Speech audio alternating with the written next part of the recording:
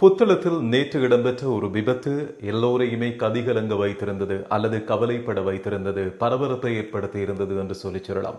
5 உயிர்கள் ஒரே இடத்தில் காவு கொள்ளப்பட்டன, அநியாயமாக இழக்கப்பட்ட உயிர்களாக பதிவானது. இந்த செய்தி தொடர்பாக கொஞ்சம் விரிவாக பார்க்கலாம்.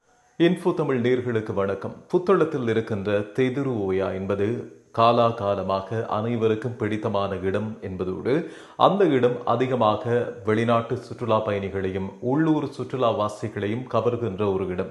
இப்படி அழகான இடங்களில், இப்படி இயற்கையோடு இருக்கிற ரம்மியமான இடங்களில் பிரச்சனைகளும் நிறைய இருக்கிறது என்பதும் எங்களுக்கு எல்லா காலங்களிலுமே தெரிந்ததுதான்.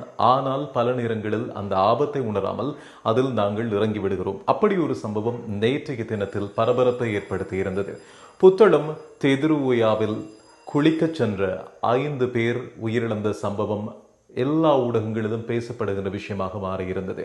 கிரிபத் கொழும்பு பகுதியில் இருந்து சுற்றுலா வந்தவர்கள் புத்தளத்தில் பல்வேறு இடங்களை சுற்றி பார்த்தார்கள். அந்த சுற்றி பார்த்த இடங்களில் முன்னேஸ்வரம், அது மட்டுமில்லாமல் புத்தளத்தில் இருக்கிற பிரபலமான இடங்களை பார்த்துவிட்டு சாப்பிட்டு மதிய உணவை முடித்துவிட்டு தெதிருவையாவில் குளிப்பதற்காக வந்த போதே இந்த அனர்த்தம் இடம்பெற்றிருக்கிறது என்று சொல்லப்படுகிறது.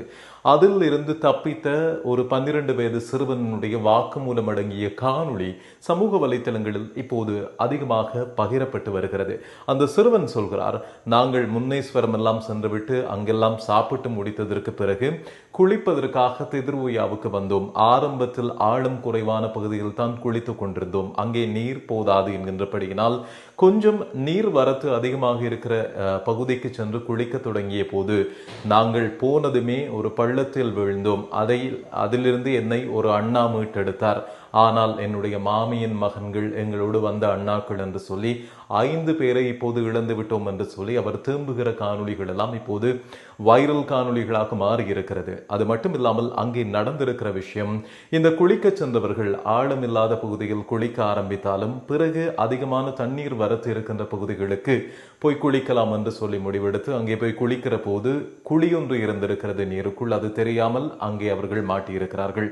சம்பவ இடத்திலேயே 4 பேர் உடனடியாக உயிரிழந்திருக்கிறார்கள்.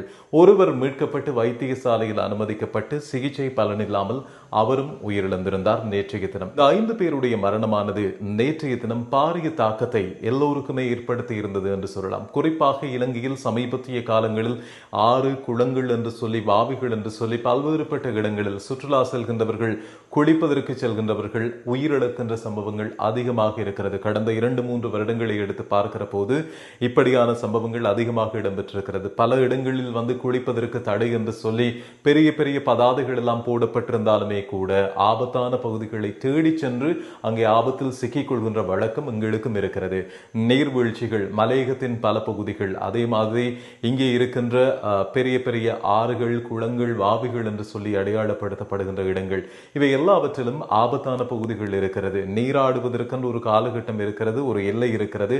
அதை கடந்து செல்கின்ற போது இப்படியான ஆபத்துகளில் சிக்கிக்கொள்வோம். இந்த உயிரிழந்த 5 பேரும் கிரிபத்குடை பகுதியைச் சேர்ந்தவர்கள், கிராண்ட் பாஸ் பகுதியைச் சேர்ந்தவர்கள் என்றும் சொல்லப்படுகிறது. ராகமையைச் சேர்ந்தவர் ஒருவர் என்றும் குறிப்பிடப்படுகிறது. 16, 17, 19, 20, 27 வயதுடைய நபர்கள் என்று சொல்லி சொல்லப்படுகிறது. நபர்கள் என்பதை விட சிறுவர்கள் அல்லது இளையவர்கள் என்று சொல்லி குறிப்பிடக்கூடிய அளவுக்கு வயது குறைந்தவர்கள். இப்போது சந்தோஷத்திற்காக வந்த ஒரு சுற்றுலா மிகப்பெரிய ஒரு சோகமான சம்பவமாக பதிவாகிவிட்டது. எனவே இந்த மாதிரியான விஷயங்களில் ஈடுபடுகின்ற போது 1க்கு 10 தடவைகள் நாங்கள் செல்கின்ற இடங்கள், நாங்கள் பொழுதை கழிக்க போகின்ற இடங்கள், நீராட போகின்ற இடங்கள் சரியானதா, பாதுகாப்பானதா, என்னென்ன ஆபத்துக்கள் இருக்கிறது என்பதை தெரிந்து கொண்டு செல்வது எல்லோருக்குமே பொருத்தம். அநியாயமான உயிரிழப்புகளை நாங்கள் சந்திக்காமல் இருக்க முடியும்.